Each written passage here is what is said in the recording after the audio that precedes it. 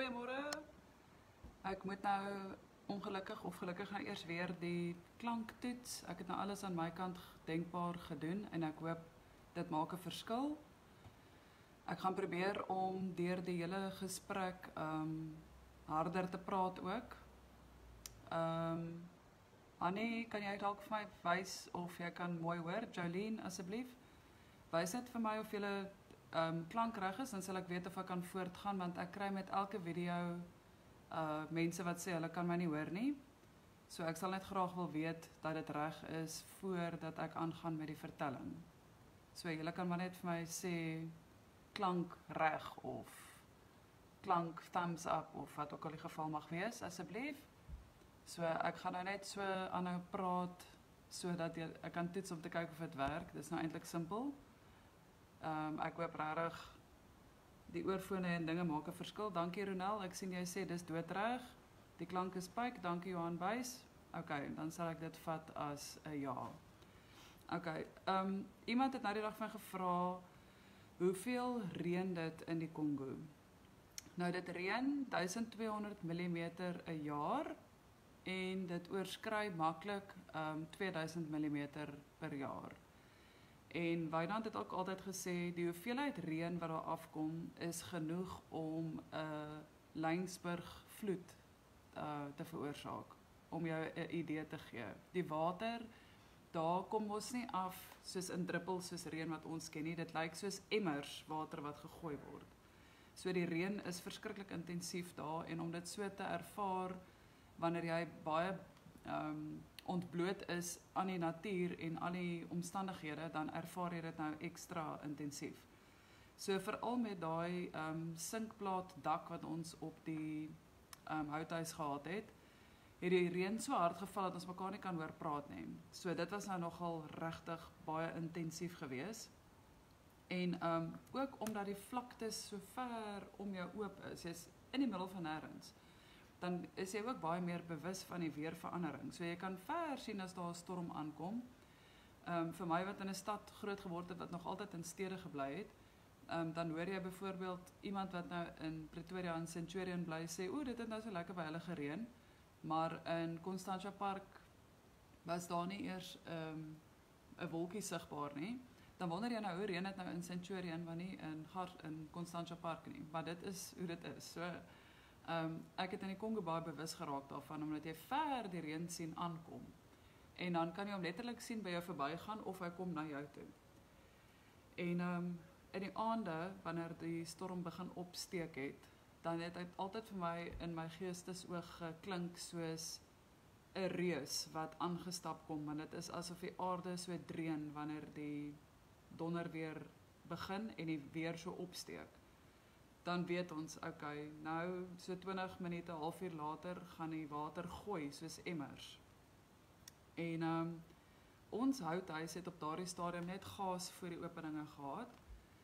En toe word ek en Wynand die nag wakker van hierdie verskriklike reën wat val op daai sinkplaat dak. En die kinders het ook al na ons toe gekom, want hulle begin toe nou baie onrustig raak. En daar steek 'n wind op, wat daai reën dwars deur die huis waai, letterlik.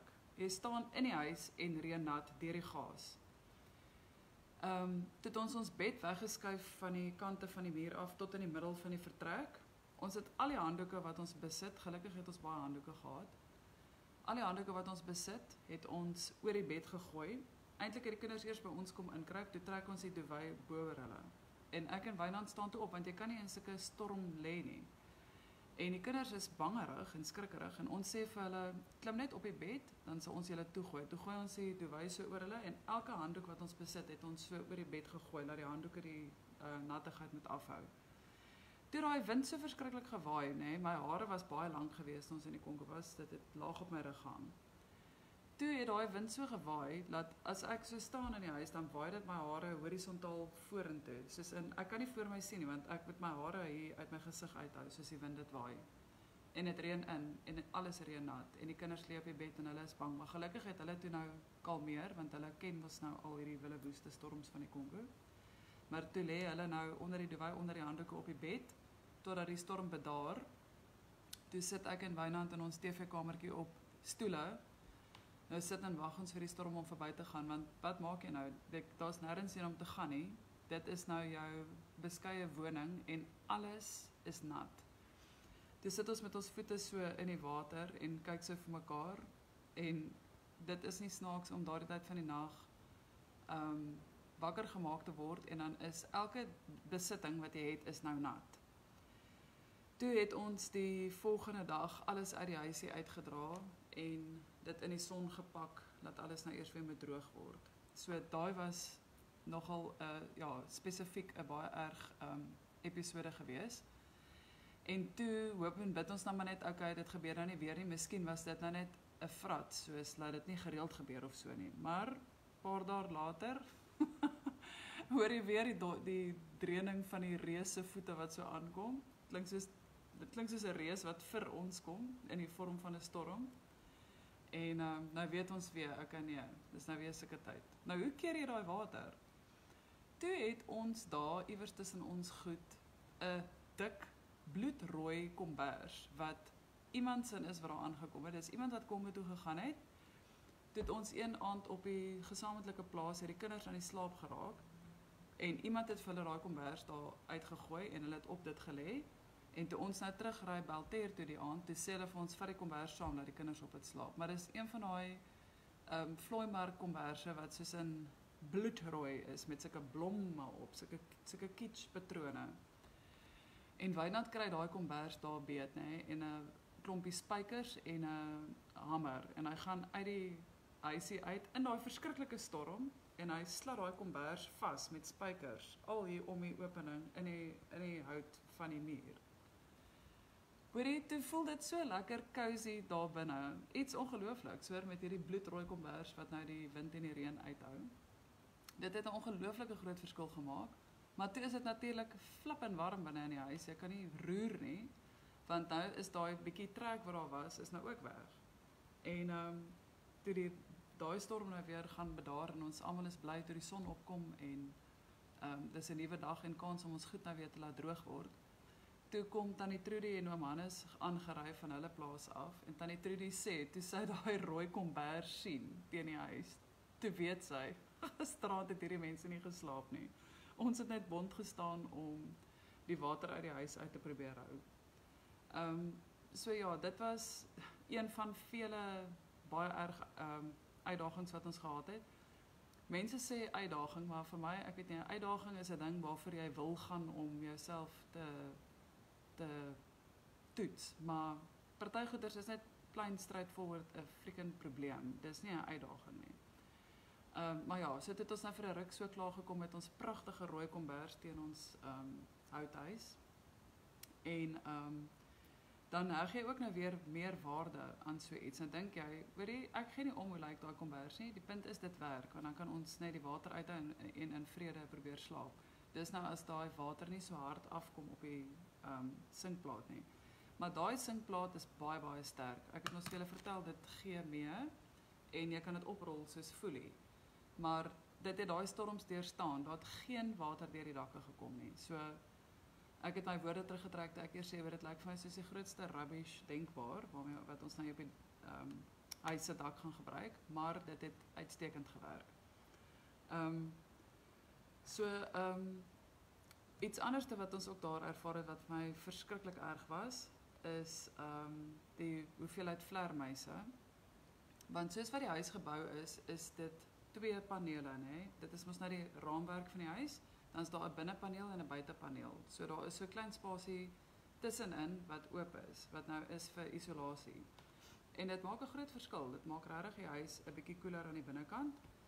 En ons het nou nie moeite gedoen met die afwerking en om dit nou eksie perfeksie te kry nie. So daar was baie plekke bo in die dak en aan die kante waar die vlermuise kon inkruip en dit is vir hulle ideaal gewees om nou tussen daai mure in te trek. En natuurlik is die aand nou hulle tyd wat hulle uitkom. En as jy ons het altyd vir die kinders gesê maak nie die deure toe, maar omdat hulle klein is, jy sê maak die deur toe, maar dan wol hulle uit, dan maak hulle nie die deur toe nie. So as die deur oop is, dan kom daar 'n vlermuis in wat nou van buite af inkom en dan vlieg hulle daar in die huis op en af en op en af. En partykeer 3, 4, 5 van hulle op 'n slag. En as partykeer kry ons hulle ook nie uit nie, want as hulle gaan sit teen die muur, dan kruip hulle weer daarin van die binnekant af. Dan kruip hulle nou weer binne-in en dan hoor jy en kap hulle en krap hulle en gaan te keer hier in die mure. Dit het my teen die mure uitgedryf. Maar jy kry, hoe gaan julle daar uitkry? Daar is nie 'n manier nie. En as ons dan gaan slaap in die aand, dan hoor jy hoe vlieg hulle oor jou. Gaan hulle.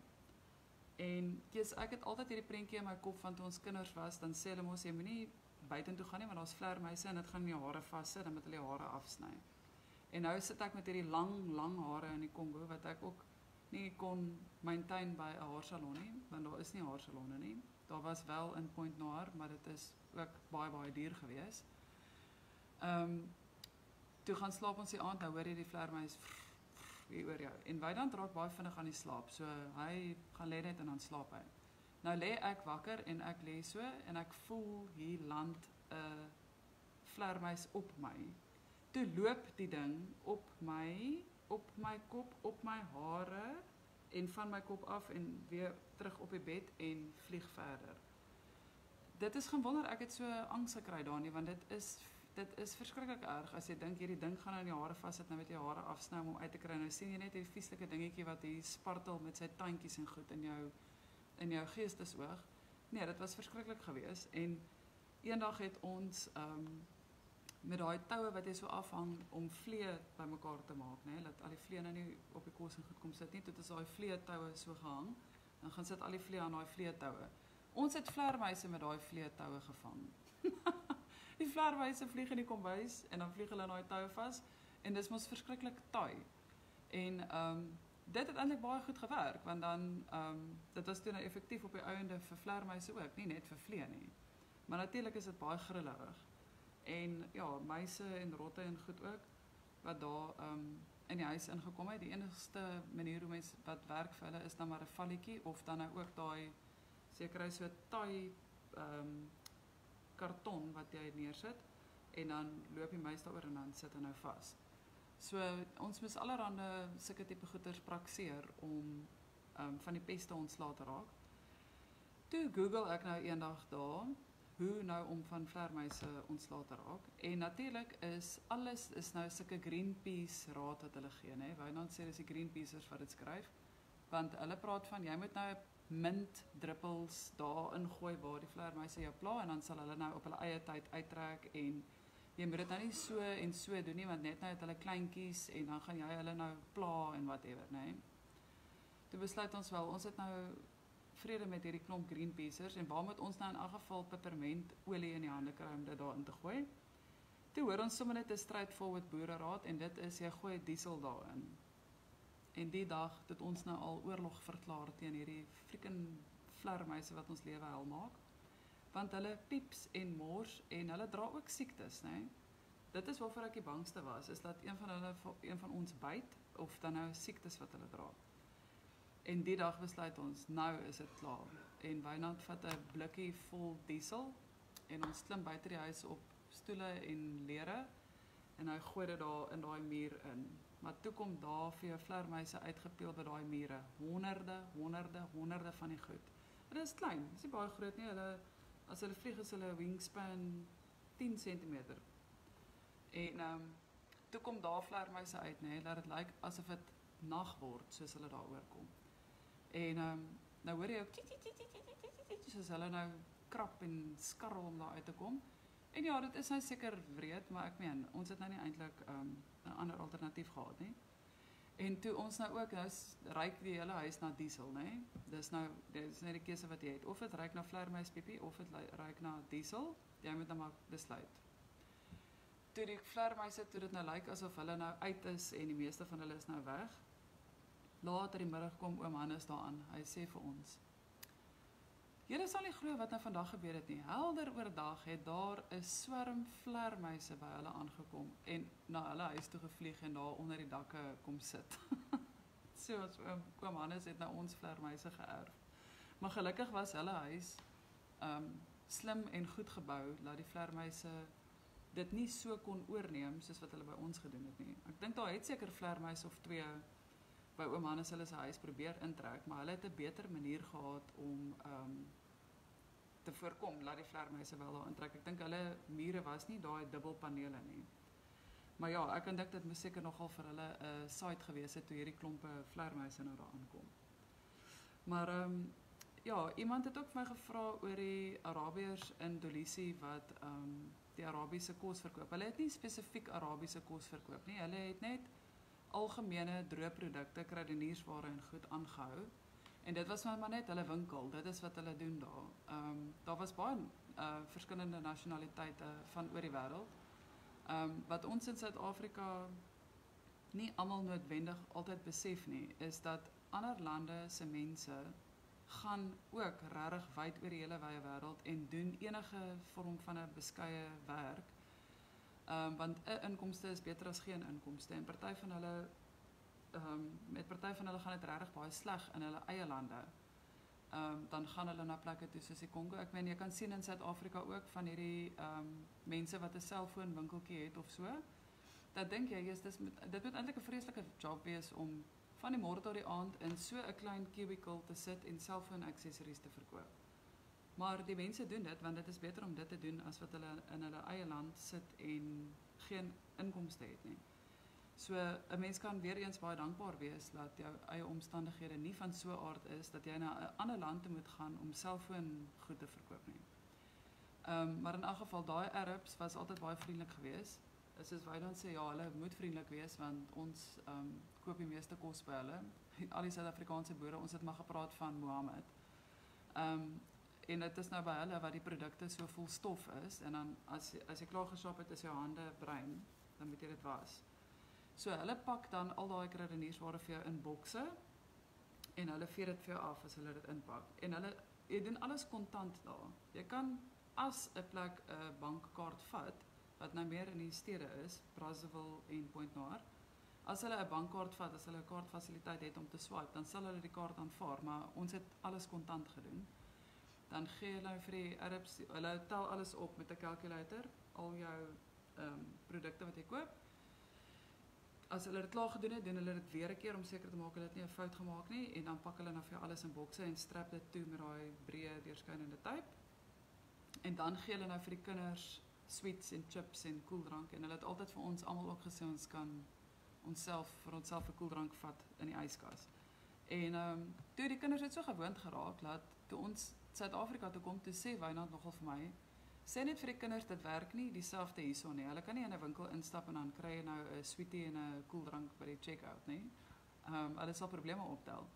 En dit is wat ons kinders gewoond geraak het en dit was wonderlik geweest eintlik want dit het van hulle baie dit het vir hulle baie wil ek amper sê selfvertroue gegee want almal daar is so vriendelik met mekaar en gee mekaar toe. Waar hier is dit eintlik die teenoorgestelde. Mense is nie vriendelik met jou nie en almal kyk net om te sien of mense wat in die winkel kom nie iets gesteel het nie. So dis 'n baie positiewe benadering kan ek nou sê wat hulle in die Kongo het waar die benadering in Suid-Afrika is presies die teenoorgestelde. Jy word by default behandel asof jy 'n krimineel is, maar daar behandel hulle jou asof jy 'n prioriteit is. Dit maak 'n baie groot verskil in 'n mens se dag tot dag lewe. En die kinders het ook altyd die Kongolese baie vriendelik gegroet. Bonjour, bonjour en dan praat hulle 'n paar woorde. Dink die kinders het dit seker opgetel want die mense het nogal met hulle gekommunikeer. En juist ook toe ons terugkom in Suid-Afrika, is ek so bly daar op OR Tambo lughawe dat alles net weer vir 'n slag georden en normaal lyk. En dan is jy so bly om ander mense te sien, ander Suid-Afrikaners, want jy was nou so lank weg gewees en wil jy amper vreemdelinge omhels en net sê hallo, dit is lekker om terug te wees. Maar mense in Suid-Afrika, hulle maak nie oogkontak nie, hulle groet nie sommer nie. En dit is baie opvallend toe ons teruggekom het van die Kongo af. Was dit vir my baie opvallend geweest. En die kinders ook, dan groet hulle ander Suid-Afrikaners en word hulle net aangekyk. So ja, dit was nogal iets wat uitgestaan het daar is die mense se absolute vriendelikheid die hele tyd. En ek het 'n foto waar Emmy voor daai winkel in Dolisi sit en 'n appel eet. Want eendag toe ons daar kom, het hulle vars appels daar en toe ek op die kant van die boks kyk, imported from South Africa. Yes, wat ek nou bly om daai appels te sien.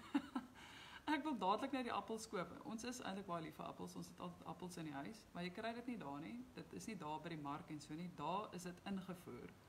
En toe wil ek amper vir hulle sê, hoor, julle moet nou vir my 'n spesiale afslag gee want ek is 'n Suid-Afrikaner en hierdie appels kom van Suid-Afrika af. Toe het ons daai tyd al R5 vir een appel betaal, net so groen golden delicious appels. En omdat ons nie 'n baie breë begroting gehad het nie, dan koop ek nou so 10 appels, dan is dit nou R50 vir 10 appels. Wat mos nou maar aan die dierkant is. En Emmy was mal daaroor. Omdat seker dis ook maar 'n geval van sodra iets skaars is of jy weet jy mag dit nie kry nie of jy kan dit nie kry nie, dan wil jy dit juis hê. En dan het ek ons nou bederf deur om appels te koop. En ek het 'n oulike foto waar Emmy voor daai winkel in Dolisie sit en die appel eet. Dit was vir hom 'n absolute treat geweest, maar dit was vir my ook net so 'n groot treat geweest om hierdie mooiste groen appels wat van Suid-Afrika afkom in die Kongo te kan eet. Maar ja, sulke goed soos die vlermuise en die storms wat ons so oorval het daar in die huis, het my aandag gefestig op wat hulle sê is, jy weet, it's good to follow your heart, but always take your brain with you. En ek het my hart gevolg om my man in die Kongo te gaan ondersteun en ek het myself gereeld daai vraag gevra of ek my brein saamgevat het, want mense sê dit was baie braaf en iemand het eendag gesê, was dit braaf of was dit net baie flippend stupid? Maar ja, dit was seker maar so iets tussenin, maar ek is bly op die ou en daarvoor dat ek my hart gevolg het. Ek was nog nooit spyt daaroor nie. Ek sal nie wil teruggaan nie, maar die ondervindings wat ons daarop gedoen het, sal ek vir niks verruil nie. So ja, alles wat daar in die Kongo gebeur het, begin ook nou so 'n bietjie einde se kant toe te staan. Ek sal verder aangaan volgende week maandag, al is dit nou 'n vakansiedag, maandag sal ek weer aangaan met die vertellings. En ja, soos wat dit nou einde se kant toe staan, kan ek maar net vir almal baie dankie sê vir julle belangstelling en julle ondersteuning en julle terugvoer. En dit gaan my baie help om aan te gaan met my boek en om suksesvol te voltooi. Lekker naweek.